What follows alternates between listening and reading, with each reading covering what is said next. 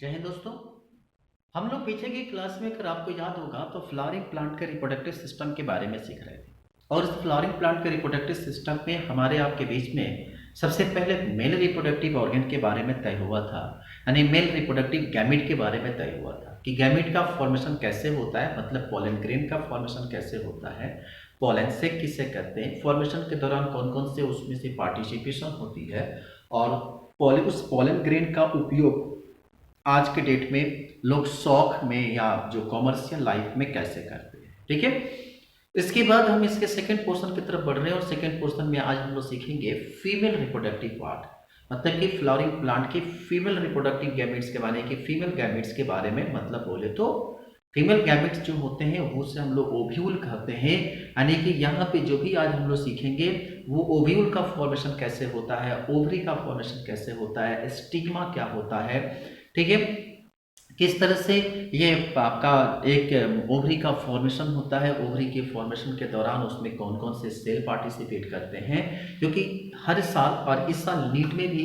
इस टॉपिक से एक क्वेश्चन पूछे गए हैं, तो इसीलिए आप इस टॉपिक को बहुत ध्यान से, बहुत इंपॉर्टेंस देकर पढ़िएगा, क्योंकि ये हर बार एक क्वेश्चन इस टॉपिक से आए दिन जो होते हैं वो दिखाई देते हैं।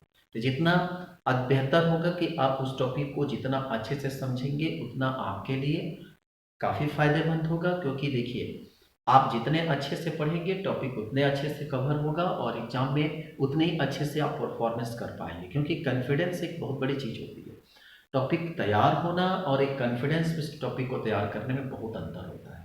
ठीक है, तो हम उम्मीद करते हैं कि आपको आज की क्लासेस अच्छे से समझ में आएगा, और जहां आपको दिक्कत होगा तो आप जरूर हमें कमेंट बॉक्स में बताइएगा कि ये टॉपिक हमें समझ में नहीं आया, आप एक बार फिर से समझा दीजिए। ठीक है, चलो तो सबसे पहले हम शुरू करते हैं पिस्टल के बारे में कि पिस्टल किसे कहते हैं। पिस्टल आपको याद होगा तो पीछे की क्लास में हम लोग सीखे थे कि जो मेल रिप्रोडक्टिव ऑर्गन था वहां पे जो हम लोग कंसेप्ट सीख रहे थे, और यहाँ की कंसेप्ट में, दोनों में कंसेप्ट में बहुत अंतर है। अगर आप थोड़े से भी याद कर रहे होंगे तो जब हम लोग मेल रिप्रोडक्टिव सिस्टम सीख रहे थे तो वहां पर हमने एक टॉपिक दिया था एस्टामेन, और यहाँ पे टॉपिक क्या दिया है, पिस्टिल। हमने कहा कि स्टामिन किसे कहते हैं, तो कहा था कि जो आप मेल रिप्रोडक्टिव का जितना पोर्शन आपको दिखाई देता है, जो जो पार्टिसिपेट करते हैं कंबाइंड रूप से हम लोग करते हैं उसको क्या चीज, स्टामिन।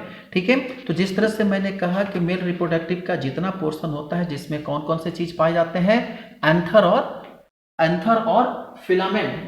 एंथर और फिलामेंट जो होता है उसे कंबाइंड रूप से हम लोग क्या बोलते हैं, एस्टामिन कहते हैं। उसी तरह से यहाँ पे जो होता है कि रिप्रोडक्टिव पार्ट का जितना फीमेल का जितने भी पोर्शन होते हैं, जैसे में अगर आपको एक हिबिस्कस रोजा साइनेसिस का अगर फ्लावर दे दिया जाए, हिबिस्कस रोजा साइनेसिस यानी कि गुड़हल का फ्लावर, ठीक है, अगर गुड़हल के फ्लावर का अगर हम अपर लीफ अगर मान लिया कि उसका हम पेटल और सेपल अगर रिमूव कर दें, तो पेटल और सेपल रिमूव करने के बाद दिखाई कैसे देता है कि सबसे पहले इसके 5 जो होते हैं मल्टीकार्प, ये 5 जो होते हैं इसके क्या दिखाई देते हैं, इस तरह से इसके जो होते हैं आपका ये फिलामेंटेड स्ट्रक्चर आपको दिखाई देते हैं। कितने फिलामेंट होते हैं इसके, 5 फिलामेंटेड, यानी कि ये 5 फिलामेंटेड स्ट्रक्चर आपको मिलेंगे, और इस तरह से एक ट्यूब लाइक स्ट्रक्चर मिलता है। कैसा होता है, ट्यूब लाइक पतली स्ट्रक्चर मिलती है। आप देखे होंगे किसका, हिबिस्कस रोजा साइनेसिस यानी गुड़हल के फ्लावर का। ठीक है, जब आप देखोगे तो इस तरह से ध्यान रहे, हमने यहाँ से क्या किया, हटा दिया पेटल, और यहाँ नीचे होता है सेपल, तो पेटल और सेपल को हटाने के बाद देखोगे तो इनके कुछ इस तरह की शेप आपको दिखाई देता है। अगर आप कभी गुड़हल के फ्लावर को आप इसको देख भी सकते हैं, इस तरह के उनके स्ट्रक्चर दिखाई देती है। ठीक है, जो सबसे ऊपर जो एरिया होता है इसको हम लोग कहते हैं एस्टिग्मा। क्या नाम देते हैं इसको हम लोग, एस्टिग्मा। और जो नीचे होता है ध्यान रखेंगे, जिसके माध्यम से क्या करता है, पोलन ग्रेन अंदर आता है, उससे हम लोग कहते हैं एस्टाइल, और एस्टाइल के अंदर एक ट्यूब होती है, उसको हम आगे चलकर कहेंगे पोलन ट्यूब। ठीक है, इसी को एस्टाइल को ही हम लोग, नॉट टाइल, एस्टाइल, इसी को हम लोग पोलन ट्यूब भी कहते हैं। क्यों, क्योंकि यहाँ पे जो होता है पाया जाता है ये एस्टिग्मा का एरिया है। ठीक है, ये सारा का सारा एरिया किसका है, एस्टिग्मा का। इस पे जो होते हैं वह पोलन ग्रेन आकर चिपकते हैं, क्योंकि ये स्टिकी होता है, पोलन ग्रेन इस पे आकर चिपकते हैं, तो ये पोलन ग्रेन धीरे धीरे नीचे की तरफ आता है और आता है कहाँ पे, ओवरी में। और ओवरी में आकर के, चूंकि ओपनिंग ऐसे नहीं, ओपनिंग इसके पीछे से होती है, जिसको हम लोग कहते हैं, जो फ्रंट एरिया होता है उसको हम लोग कहते हैं फ्यूनिकल, और जो इनमें पीछे के एरिया होते हैं उसको हम लोग कहते हैं, जो कि जहां से अटैचमेंट होती है, हम देखेंगे अभी आपको हम बताएंगे कि इसके दो पोल होते हैं, एक होता है चैलेजा पोल और एक होता है इसको हम लोग कहते हैं माइक्रोपाइल। ठीक है, तो दोनों एरिया अलग अलग होता है। अभी हम इसके डायग्राम को आगे सेक्शन बनाएंगे तो सिखाएंगे। तो यहाँ पे जो होता है ये आपका एरिया जिसको हम लोग कहते हैं ओवरी, क्या नाम देते हैं इस ओवरी, यानी कि ये जो एम्ब्रायनिक सेक, ध्यान रखेंगे ये ओवरी का जो स्ट्रक्चर होता है, ये इसी के अंदर जो होते हैं वो एक सेल का फॉर्मेशन होते हैं, और जहां पे ये जहां पेटल अटैचमेंट होता है इसको हम लोग कहते हैं थाइलमस। क्या नाम देते हैं इसको हम लोग, थाइलमस कहते हैं। क्या नाम देते हैं इसको हम लोग, थाइलमस। तो आपको मिल गया स्टिग्मा, स्टाइल, ओवरी और थाइलमस। ठीक है, ये पूरा का पूरा एक नॉर्मल स्ट्रक्चर होता है। अब कहे कि ये जितने भी ऑर्गन स्ट्रक्चर इसमें पार्टिसिपेट करते हैं, स्टिग्मा से लेकर स्टाइल तक, नॉट थाइलमस। थाइलमस रिप्रोडक्टिव का पार्ट नहीं होता है, थाइलमस के ऊपर ओवरी होता है, इसलिए थाइलमस जो है रिप्रोडक्टिव का पार्ट नहीं होता है। इस थाइलमस से जुड़ा हुआ रहता है कि नीचे की तरफ सेपल और ऊपर की तरफ पेटल। ठीक है, तो इसलिए थैलमस को कैलकुलेट नहीं करेंगे, तो स्टिग्मा, स्टाइल और ओवरी इन तीनों को ही मिलाकर हम लोग कहते हैं पिस्टिल। ठीक है, इन तीनों को कंबाइंड रूप से हम लोग कहते हैं पिस्टिल। आएगा समझ में। अब हम एक एक कर को सीखेंगे कि स्टाइल किसे कहते हैं, स्टिग्मा किसे कहते हैं। तो सबसे उससे पहले हम लोग सीखते हैं कि देखो जो पिस्टिल होते हैं इनमें कई सारे प्लांट में पिस्टिल की संख्या भी वैरी करते हैं। ठीक है, तो कहते हैं कि कुछ ऐसे प्लांट होते हैं, ठीक है, कि जिनकी पिस्टिल, अब एक क्वेश्चन आता है कि सर हम लोग मेल रिप्रोडक्टिव यानी कि मेल जो पार्ट था फ्लावर प्लांट का, उससे तो हम लोग एंड्रोसियम से कहे थे, क्या रिप्रेजेंट करते हैं हम लोग, उसको हम लोग कहते हैं एंड्रोसियम। तो फीमेल गैमेट को यानी कि मेल गैमेट को हम लोग कहते हैं क्या चीज, एंड्रोसियम। तो जो फीमेल गैमेट होती है उसको हम लोग क्या बोलते हैं, फीमेल गैमेट को हम लोग कहते हैं गाइनोसियम। क्या बोलते हैं हम लोग इसको, गाइनोसियम। और आपको पुराना निमोनिक याद है, अगर आप भूल जाते हो कि मेल गैमेट क्या है, फीमेल गैमेट क्या है, तो याद करने का तरीका हमने कहा था, गर्लफ्रेंड याद रखो, जीएफ, जीएफ मतलब girlfriend, G for gynoecium, F for female. ठीक है, तो फीमेल प्लांट में गाइनोसियम जो होता है उसका मेल फीमेल गैमेट होती है। ठीक है, तो जो गैमेट यानी कि गाइनोसियम की जो फॉर्मेशन होती है उसमें जो होता है, जो यानी कि जो रिप्रोडक्टिव यानी कि पार्ट होता है उसको हम लोग गाइनोसियम कहते हैं। गाइनोसियम में जो पिस्टिल पाया जाता है, हम जब भी गाइनोसियम का टर्म बोलेंगे तो समझ लेना है कि फीमेल रिप्रोडक्टिव ऑर्गन की बात हो रही है, फीमेल रिप्रोडक्टिव पार्ट की बात हो रही है। ठीक है, तो कहा जाता है कि जो गाइनोसियम होते हैं, मतलब कि फ्लावरिंग प्लांट का गाइनोसियम मतलब फीमेल रिप्रोडक्टिव पार्ट, कुछ ये पिस्टिल की संख्या पर निर्भर करता है। किसी किसी में जो होते हैं वो सिंगल पिस्टिल पाए जाते हैं और किसी किसी में जो होते हैं वो मल्टीपल पिस्टिल पाए जाते हैं। तो जो सिंगल पिस्टिल पाए जाते हैं, मतलब ये पिस्टिल भी दो तरह के होते हैं, एक होते हैं सिंगल पिस्टिल, मतलब कुछ प्लांट जिसमें पिस्टिल की संख्या सिर्फ और सिर्फ एक होती है। ठीक, और कुछ प्लांट ऐसे होते हैं जिसमें पिस्टिल की संख्या जो होती है वह मोर देन वन होती है। समझ रहे हैं, कुछ में क्या होता है कि पिस्टिल की संख्या एक होती है और किसी किसी में पिस्टिल की संख्या एक से ज्यादा होती है। जिसमें एक पिस्टिल होती है इसको हम लोग कहते हैं मोनोकार्पेलरी। क्या नाम देते हैं इसको हम लोग, मोनोकार्पेलरी। ठीक है, और जिसमें एक से ज्यादा पिस्टिल होते हैं उसको हम लोग कहते हैं मल्टीकार्पेलरी। आएगा समझ में। तो जिसके पास एक कार्पेलरी होता है कि एक होता है जिसको हम लोग कहते हैं सिंगल मोनोकार्पेलरी, और जिसमें एक से ज्यादा होता है उसको हम लोग कहते हैं मल्टीकार्पेलरी। मल्टीकार्पेलरी अगर आप देखोगे तो बहुत सारे मोनोकार्पेलरी वाले कि एक पिस्टिल हो गया, तो आपको सिंगल पिस्टिल का एग्जांपल देखना है तो आप ये एग्जांपल रख लो हिबिस्कस रोजा साइनेसिस का, गुड़हल के फ्लावर का। तो जितने भी हिबिस्कस का प्लांट होता है, हिबिस्कस रोजा साइनेसिस का प्लांट जिसे हम लोग गुड़हल का फ्लावर कहते हैं, वो जो होता है वो सिंगल पिस्टिल होता है। पर अगर मल्टी पिस्टिल देखोगे तो मल्टी पिस्टिल यानी कि मल्टी कार्पेलरी जो प्लांट उस समय अजक्से में आपका हो गया पापावेर, पापावेर का प्लांट हुआ, उसके अंदर जो होता है वह मल्टी कार्पेलरी होता है। इतना ही नहीं, आप जितने भी आपका क्या कहते हैं माइकेली ग्रुप का मेंबर होता है, जैसे में माइकेलिया, इस ग्रुप के मेंबर के अंदर भी जो प्लांट होते हैं वो भी क्या होते हैं आपके माइकेलिया, इसके अंदर भी जो होता है वो मल्टी कार्पेलरी होता है। तो सिंगल पिस्टिल समझ में आ गया, मल्टीपल पिस्टिल समझ में आ गया।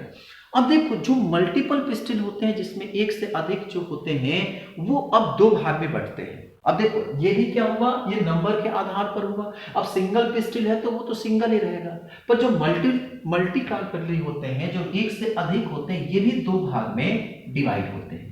कौन कौन से? एक जो होते हैं वो आपस में एक दूसरे से फ्यूज करके एक पिस्टल का फॉर्मेशन करते हैं। पहले होते हैं वो मल्टीपल, और वो मल्टीपल क्या करते हैं आपस में फ्यूज कर जाते हैं और फ्यूज करके एक पिस्टल का फॉर्मेशन करते हैं। ठीक है, तो कह रहे हैं कि ये पिस्टल जो होते हैं वो फ्यूज हो जाते हैं। तो अगर पिस्टल फ्यूज हो जाते हैं, क्या हो जाते हैं? फ्यूज होकर एक सिंगल पिस्टल का निर्माण करते हैं, तो उसे हम लोग कहते हैं सिन कार्पस। क्या बोलते हैं हम लोग? सिन कार्पस। सिन कार्पस के फ्लावर, ठीक है। सिन कार्पस का मतलब क्या हुआ, उसमें होते हैं बहुत सारे पिस्टल, ठीक है, और सारे पिस्टल जो होते हैं वो आपस में क्या करेंगे? फ्यूज करेंगे, और फ्यूज होने के बाद जो होंगे वह एक नए पिस्टल का फॉर्मेशन है कि एक नए बॉडी का निर्माण करेंगे। जैसे में आपके अगर बुक होगा तो आप देखिएगा पेज नंबर 25 में जो डायग्राम नंबर 2.7.b दिया गया है, उसमें वो जो डायग्राम है वो आपका पापावेर प्लांट का डायग्राम है। और पापावेर का आप देखोगे तो उसमें क्या होता है कि इसमें कई सारे जो होते हैं वो स्टिक, मान लो कि इसमें जो होते हैं इनके स्ट्रक्चर आप गौर से देखोगे तो ये कुछ इस तरह से इनकी स्ट्रक्चर होती है। इसमें कई सारे क्रिस्टल जो होते हैं वो आपस में मिलते हैं, और मिलने के बाद एक फ्यूज होकर लास्ट में एक क्या करते हैं? एक स्ट्रक्चर का निर्माण करते हैं।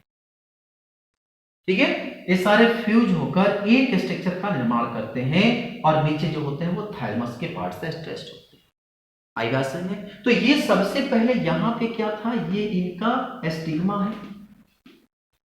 ठीक है, ये सारे कई सारे पोर्शन आप क्या कहते हैं, कई सारे पिस्टल आपस में मिले थे, और मिलकर क्या किए, एक सारे पिस्टल मिले और एक जगह इकट्ठा हुए, फ्यूज कर गए। और फ्यूज करने के बाद ये जहां पिस्टल आपस में आकर फ्यूज होता है वह एरिया क्या कहलाता है? ओवरी। तो इसे ओवरी करते हैं, तो इसे हम लोग कहते हैं सिन कार्पस ओवरी। क्या होता है? सिन कार्पस ओवरी। सिन कार्पस ओवरी किसे कहते हैं? कि जिसमें एक कई सारे पिस्टल आपस में फ्यूज होने के बाद एक ओवरी का निर्माण करते हैं, उसे हम लोग कहते हैं सिन कार्पस ओवरी।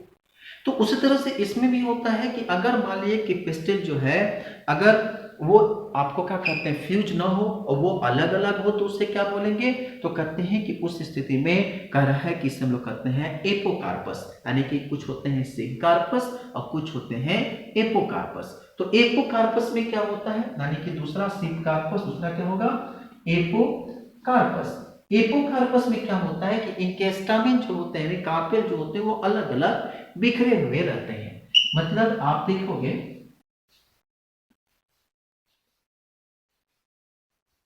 कुछ इस तरह से इनकी अटैचमेंट होती है, और नीचे जो होता है वो ओवरी होता है, ये इसका कार्पेल होता है।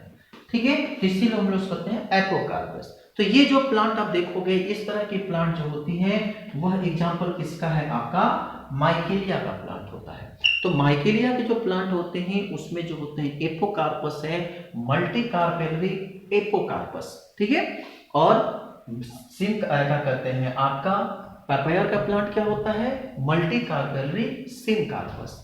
तो मल्टी कार्पेलरी सिनकार्पस पापाया का प्लांट, और मल्टी कार्पेलरी एपोकार्पस जो होता है वह माइकेलिया का प्लांट का एग्जांपल होता है। ठीक है, अगर पिस्टिल सिंगल है, मोनोकार्पेलरी है, तो हिबिस्कस रोजा साइनेसिस। तीन एग्जांपल आप याद रखिएगा क्योंकि तीन ही एग्जांपल एनसीईआरटी में दिए हुए हैं। ठीक है, अब इसके बाद जो कार्पेलरी डिवाइड हुआ, अब यहां सब है स्टिग्मा, स्टाइल और ओवरी की बात। ठीक है, स्टिग्मा की अगर बात करें तो कहते हैं कि अगर एक पिस्टिल है, पिस्टिल के तीन पार्ट है, स्टिग्मा, स्टाइल और ओवरी। कह रहे हैं कि स्टिग्मा जो होता है वह पोलन ग्रेन का अटैचिंग पार्ट होता है। सबसे पहली बात क्या है, एस्टिग्मा जो है वह प्लांट का वो पोर्शन होता है कि जहां पर पोलन ग्रेन जो होते हैं वह आकर स्टिक होते हैं, मतलब चिपकते हैं। ठीक है, ये एक स्टिकी पार्ट यहाँ पर होता है, यहाँ पर पोलन ग्रेन आकर चिपकते हैं। पोलन ग्रेन पता है ना, ये पोलन ग्रेन किसे कहते हैं, ये मेल रिप्रोडक्टिव यानी कि एंड्रोसियम का पार्ट होता है। ठीक है, अब इसके बाद पोलन ग्रेन आकर यहाँ पर स्टिक किए। अब स्टाइल के माध्यम से, जिसको हम लोग पोलन ट्यूब भी कहते हैं, क्या नाम देते हैं इसको हम लोग, पोलन ट्यूब नाम देते हैं। पोलन ट्यूब के माध्यम से ये पोलन ग्रेन जो होते हैं वो अंदर आते हैं। तो दोनों का फंक्शन समझ में आ गया। अब जैसे ही नीचे आते हैं, तो जैसे ही पोलन ग्रेन अब आते हैं यहाँ पर नीचे की तरफ जब आते हैं, तो वहां पे जो होता है बेसल पार्ट में जो होता है, मतलब कि प्लांट के निचले हिस्से में जहां पर थैलेमस होता है, उससे अटैच्ड ओवरी होती है। ठीक है, और वो जो ओवरी होती है, ओवरी जो होता है उसके अंदर ओवरियन कैविटी होती है। ये जो ओवरी है, ओवरी क्या है, एक कैविटी से अटैच्ड है।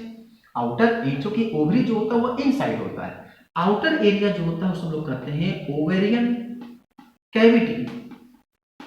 क्या नाम देते हैं, ओवेरियन कैविटी, या इसी को हम लोग कहते हैं ओवरी सैक। क्या नाम देते हैं इसको हम लोग, ओवरी सैक, या इसी को हम लोग कहते हैं लोक्यूल। क्या नाम देते हैं इसको हम लोग, लोक्यूल के नाम से जानते हैं। तो ovarian cavity, ovary sac, locule, ये तीनों के तीनों एक ही पोर्शन है।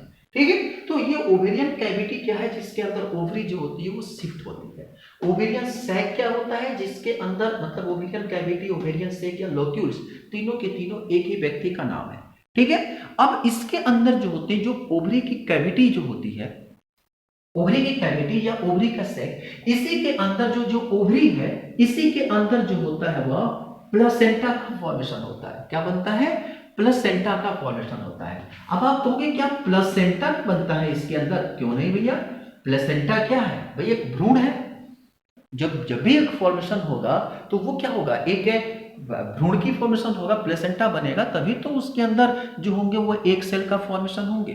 तो ये जो एक डायग्रामेटिक, एक टिपिकल अगर ओव्यूल की बात करें, तो इस तरह से एक प्लेसेंटा बनता है इसके ओवेरियन कैविटी के अंदर, और यही जो होता है आगे चलकर क्या करता है, प्लासेंटेशन करता है, और जो कि आगे चलकर एक नए क्या करते हैं, बॉडी का डेवलपमेंट करता है। अब क्वेश्चन आता है कि सर ये बताइए, जैसे हम लोग पोलन ग्रेन जो होता है, जिस तरह से हम लोग पोलन ग्रेन पढ़ते हैं मेल में, यहाँ पे क्या होता है, प्लेसेंटा का फॉर्मेशन हुआ। तो पोलन ग्रेन का जो फॉर्मेशन हो रहा था, जहां पर हम लोग पोलन ट्यूब, सॉरी क्या बोलते थे हम लोग, हाँ पोलन ग्रेन, जहां पर पोलन ग्रेन का जो पोलन सैक था, उसका फॉर्मेशन जो था वो माइक्रोस्पोरेंजिया करा रहा था, माइक्रोस्पोर करा रहा था। और पोलन ग्रेन का फॉर्मेशन होता है माइक्रोस्पोर मदर सेल द्वारा, एमएमसी द्वारा। तो यहाँ पे क्या, जिस तरह से मेल फ्लावरिंग प्लांट में माइक्रोस्पोर मदर सेल पार्टिसिपेट करता है, क्या यहाँ पर फीमेल में भी कुछ पार्टिसिपेशन होता है, हम कहें हाँ बिल्कुल। ये जो प्लेसेंटा का जो फॉर्मेशन होता है, ये फॉर्मेशन होता है मेगा एस्पोर द्वारा। क्या होता है, वहां पे माइक्रोस्पोर था और यहां पर था मेगा एस्पोर। तो यहां पर मेगा एस्पोर होता है, तो इसको हम लोग कहते हैं मेगा एस्पोरेंजिया। क्या नाम देते हैं इसको हम लोग, मेगा एस्पोरेंजिया। वहां पे क्या नाम दिए थे हम लोग, माइक्रो एस्पोरेंजिया, और यहां पे नाम देते हैं हम लोग मेगा एस्पोरेंजिया। क्लियर हो गया। अब ये जो मेगा एस्पोरेंजिया का फॉर्मेशन हुआ, अब ये मेगा एस्पोर का फॉर्मेशन तो यहां तक हो गया। अब इसी को हम लोग, जो मेगा एस्पोरेंजिया या प्लेसेंटा है, इसी को हम लोग कॉमनली कहते हैं ओव्यूल। क्या बोलते हैं हम लोग, ओव्यूल। कहां पहुंच गए हम, ओव्यूल। मेगा स्पोरेंजियम को ही हम लोग कहते हैं ओव्यूल, कंफ्यूज मत होना। जिस तरह से माइक्रोस्पोरेंजिया था, माइक्रोस्पोर को हम लोग कहते थे पोलन ग्रेन, जैसे हम लोग माइक्रोस्पोर को, ठीक है, या माइक्रोपोर को हम लोग क्या कहते हैं भाई, माइक्रोस्पोरेंजियोजेनेसिस। माइक्रोस्पोरोजेनेसिस किसे कहते हैं, कि the formation of microspore from the mother, क्या कहते हैं, फ्रॉम द मदर सेल, यानी कि from the microspore mother cell is called microsporogenesis. याद है ना, कि the formation of microspore from the microspore mother cell is called क्या चीज, माइक्रोस्पोरोजेनेसिस। उस तरह से यहां पर मेगा स्पोरोजेनेसिस किसे कहते हैं, कि the formation of megaspore from the megaspore mother cell is called megasporogenesis. क्या होगा, यहीं पर मेगा स्पोरेंजिनेसिस एक नया टर्म आता है, मेगा स्पोरोजिनेसिस। क्या होता है कि the formation of formation of megaspore from the, क्या चीज, megaspore mother cell, MMC, वहां पर भी एमएमसी था, माइक्रो स्पोर मदर सेल, और यहां क्या होता है, megaspore mother cell. The formation of pollen grain, sorry, formation of megaspore from megaspore mother cell, ये क्या है, MMC, megaspore mother cell, megaspore mother cell is called megasporogenesis. आएगा समझ में? तो mega स्पोरोजिनेसिस में formation होता है मेगा स्पोर का, और माइक्रो स्पोरोजिनेसिस में फॉर्मेशन होता है माइक्रो स्पोर का। माइक्रो स्पोर को हम लोग कहते हैं पोलन ग्रेन, माइक्रो स्पोर को हम लोग कहते हैं किसको, पोलन ग्रेन को। पोलन ग्रेन जो होता है वह माइक्रो स्पोर होता है, और जबकि मेगा स्पोर जो होता है उसको क्या बोलते हैं हम लोग, ओव्यूल। क्या बोलते हैं हम लोग, जो ओवरी का फॉर्मेशन होता है, ओव्यूल होता है, जो ओवम होता है, यानी कि जो ओवम होता है उसको हम लोग कहते हैं मेगा स्पोर। तो कह सकते हैं कि मेगा स्पोर में ओव्यूल का फॉर्मेशन यानी ओवम का फॉर्मेशन होता है, और माइक्रो स्पोर में जो होता है उसमें पोलन ग्रेन का फॉर्मेशन होता है। आएगा समझ में? तो जो मेगा स्पोरेंजियम होता है, जो ओव्यूल का फॉर्मेशन होता है, वो कैसे होता है? ठीक है, यहां तक तो कहानी समझ में आ गया कि क्या हुआ, पिस्टिल क्या होता है, माइक्रो स्पोरेंजिनेसिस, क्योंकि अब हम जा रहे हैं एम्ब्रायोनिक सेक का फॉर्मेशन करेंगे और हम लोग ओव्यूल का फॉर्मेशन करेंगे। ठीक है, अब हम शुरू करते हैं कि कैसे मेगा स्पोरोजिनेसिस का प्रोसेस होता है, किस तरह से ओव्यूल, एक प्लांट में ओव्यूल का फॉर्मेशन कैसे होता है, क्योंकि यही ज्यादा इंपॉर्टेंट है। अगर आपको ओव्यूल का फॉर्मेशन अगर आपको पता चल जाए तो आप आसानी से क्या करेंगे, एम्ब्रायोनिक सेक का फॉर्मेशन कर लेंगे। ठीक है, जो ओव्यूल होता है, अगर आप गौर से देखें इसको और देख के बताइए, आपको यहां पे कोई दिक्कत? अब देखो, जो ओव्यूल होता है, ओव्यूल की फॉर्मेशन का रेट कैसे होता है। अब देखो, इसमें क्या होता है कि जो भी हमारे पास पोलन सेक होते हैं या ट्यूब होते हैं, अभी देखो ओवरी के अंदर जो ओव्यूल होते हैं, अभी हम आपको फर्टिलाइजर नहीं बता रहे हैं, ठीक है, सिर्फ अभी हम आपको ओव्यूल की कंसेप्ट बताएंगे कि जो एक टिपिकल ओव्यूल होते हैं उनकी फॉर्मेशन कैसी होती है। ठीक है, देखो हम डायग्राम को थोड़ा उल्टा करके बनाएंगे। ये इसका पोलन ट्यूब है, और पोलन ट्यूब के पास जो है ये ओवरी। अब इस सेक्शन को हम काट रहे हैं, मतलब देखो हम इस सेक्शन को काट रहे हैं, और देखो ये जो है अटैचमेंट है, यहां से जहां पर वो नीचे की तरफ आ रहा है। ठीक है, जहां से वो अटैच्ड होता है, ध्यान रखेंगे हम जो भी डायग्राम बना रहे हैं, जहां पे अटैच्ड होता है आकर ओवरी से, क्या चीज, ओवरी से आकर अटैच्ड होता है। ठीक है, तो ये ऐसा एरिया जो कि पोलन, ठीक है, ये पोलन ट्यूब है, और ये पोलन ट्यूब आता है और ओवरी से आकर अटैच्ड होता है, तो उससे हम लोग करते हैं फ्यूनिकल।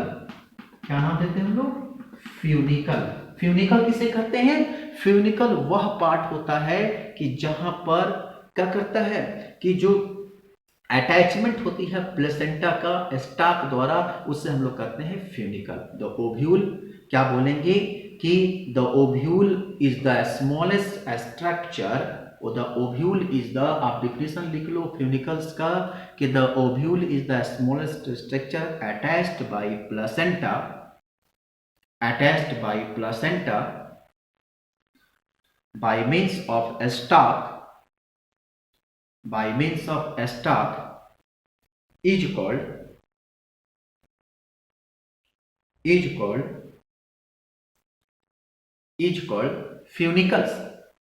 is called funicles।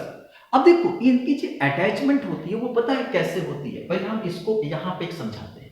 देखो इस तरह से पोलन ट्यूब आता है, ठीक है, और पोलन ट्यूब आने के बाद यहां पे ये ऐसे कर्वेचर बनाता है, और ये कर्वेचर बनाने के बाद यहां पे जो होती है वह ओवरी होती है। समझ रहे?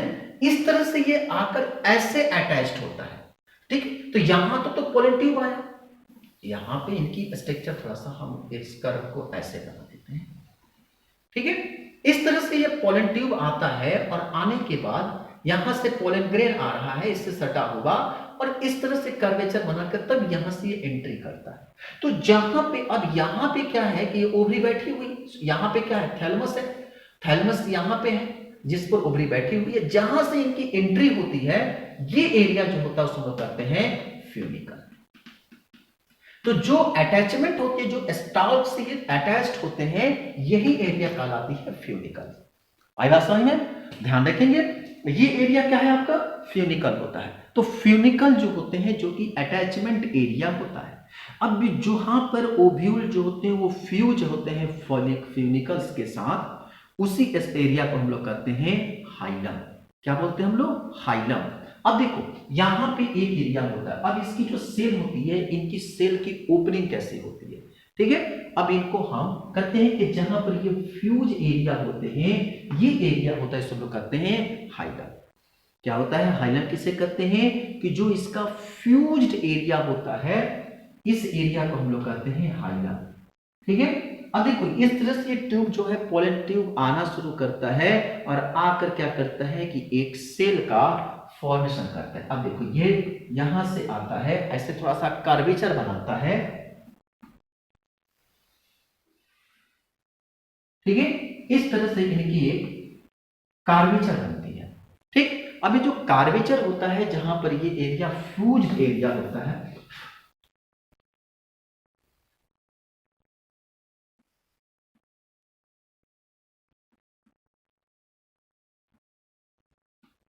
ठीक है।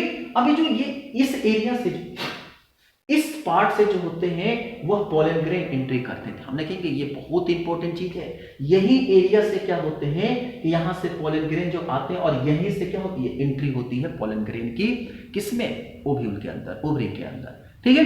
तो जो ये एरिया है, ये एरिया बड़ा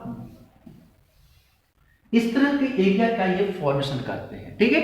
और ये क्या करते हैं, इनके बीच में जो होते हैं वह एक लिगामेंटेड इलाका होता है, जहां से ये दोनों जो होते हैं वह फ्यूज होते हैं। एक मिनट, थोड़ा सा डायग्राम जो है वो,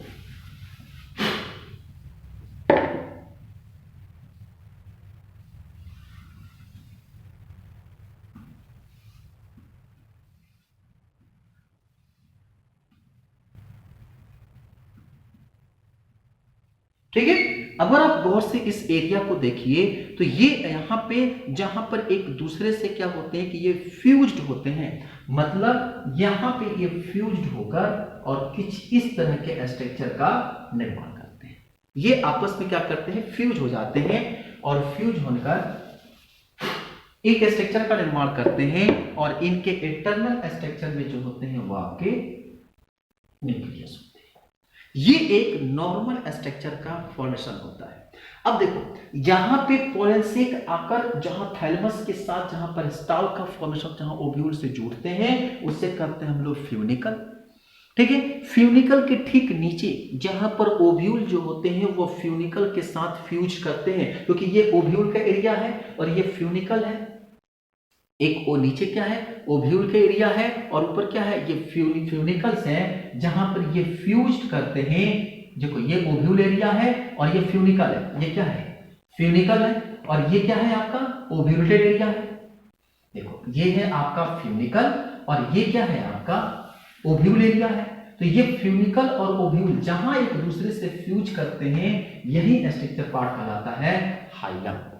फ्यूनिकल और ओव्यूल जहां एक दूसरे से फ्यूज्ड करते हैं, वह एरिया कहलाता है हाइलम। हाइलम किसे कहते हैं कि the area where the funicles and ovule are fused together is called hilum, ठीक है। तो फ्यूनिकल और ओव्यूल जहां फ्यूज करते हैं उसे हम लोग कहते हैं हाइलम।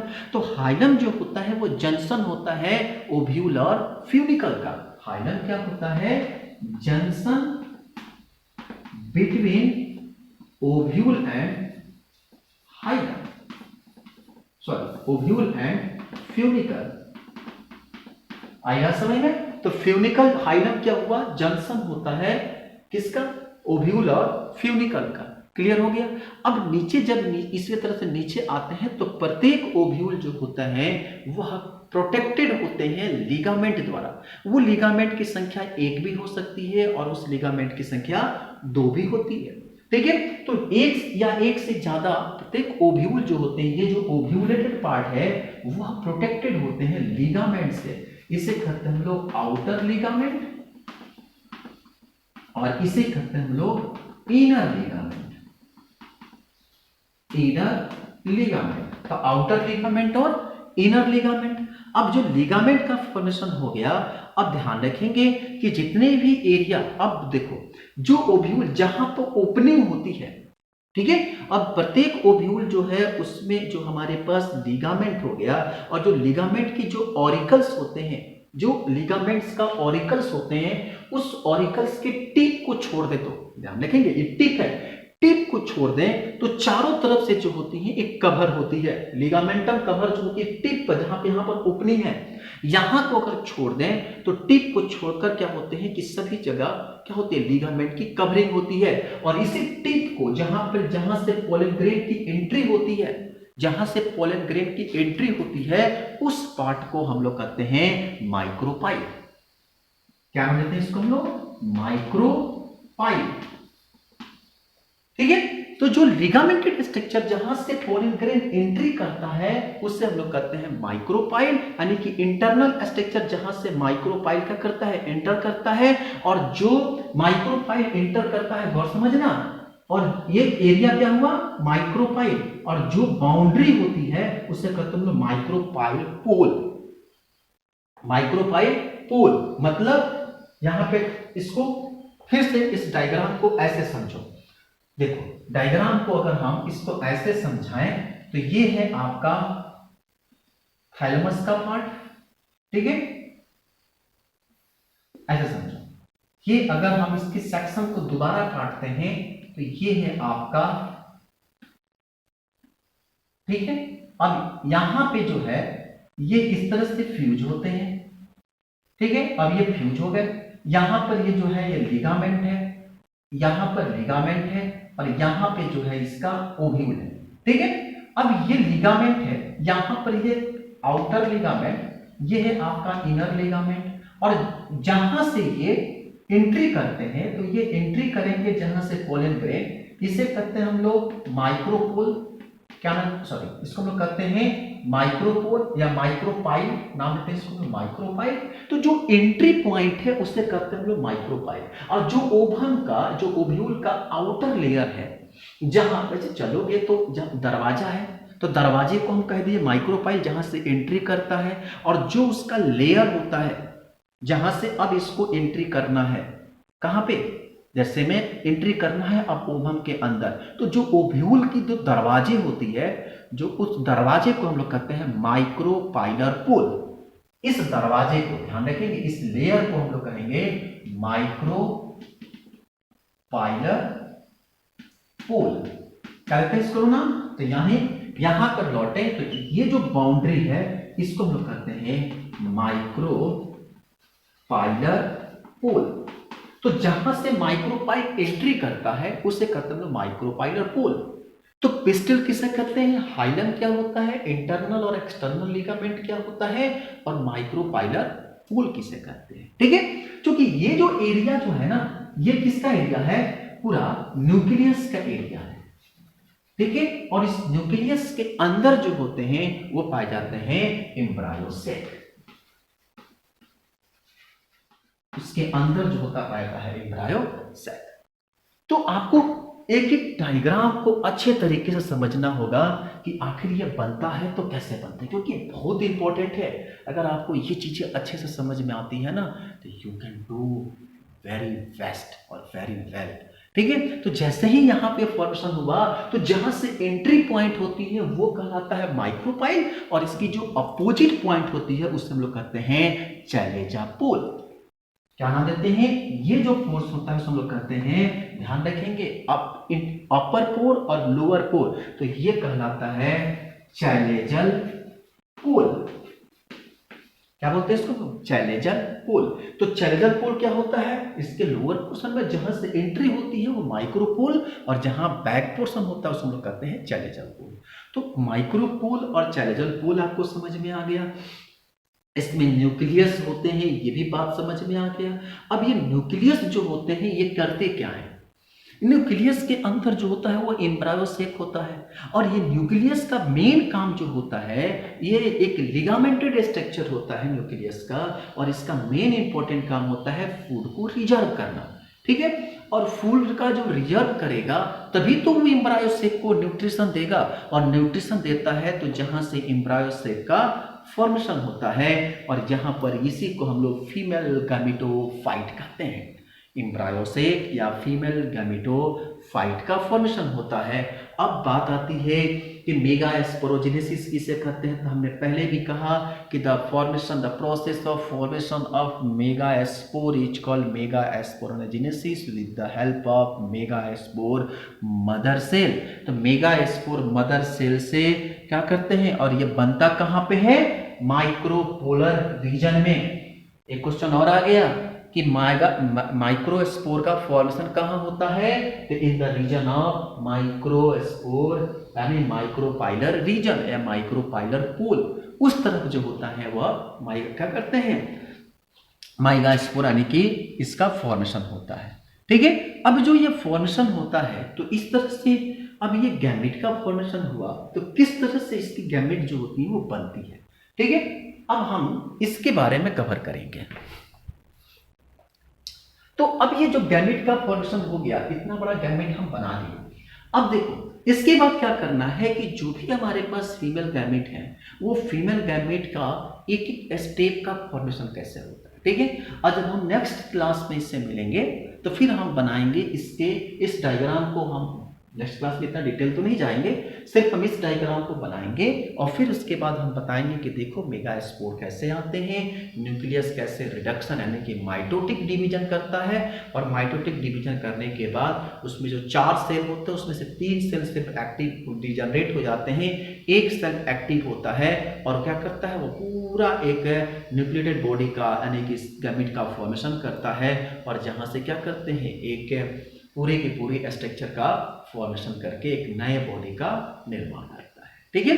तो ये जब हम लोग पढ़ेंगे नेक्स्ट क्लास में तो वहां पर आपको हम इसके बारे में अच्छे तरीके से क्लियर करेंगे, क्योंकि लेक्चर ऑलरेडी जो है वो 36 या 38 मिनट का हो गया है। बड़ा लेक्चर जो होते हैं बच्चे ज़्यादा ध्यान नहीं देते हैं उसको, इसलिए इसको हम छोटे छोटे पार्ट में पढ़ाएंगे। तो नेक्स्ट टॉपिक ही होगा हमारा फीमेल गैमेटोफाइट, ठीक है। अच्छा लगे तो अपने दोस्तों से जरूर शेयर करिएगा और बताइएगा कि हाँ कैसा लगा, क्योंकि आपका फीडबैक ही मेरे लिए काम होता है, ठीक है। तो हम नेक्स्ट क्लास में फीमेल गैमेटोफाइट और पॉलिनेशन 2 टॉपिक को हम लोग कवर करेंगे। आज इतना ही। Thank you so much.